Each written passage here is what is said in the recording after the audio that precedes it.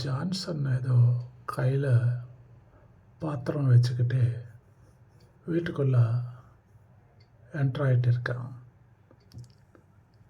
அவரோட ஒய்ஃபு காயத்ரி சோஃபாவில் உட்காந்து ஏதோ மொபைலில் நோண்டிட்டு இருக்கா, ஏதோ பார்த்துட்டு இருக்கா.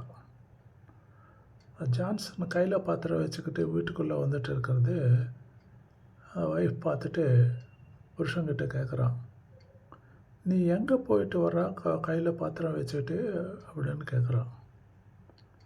இல்லை, மீன் கலவன தண்ணி கொண்டு போய் வெளியில் கொட்டிட்டு வரான் அப்படின்றான் ஜான்சன்.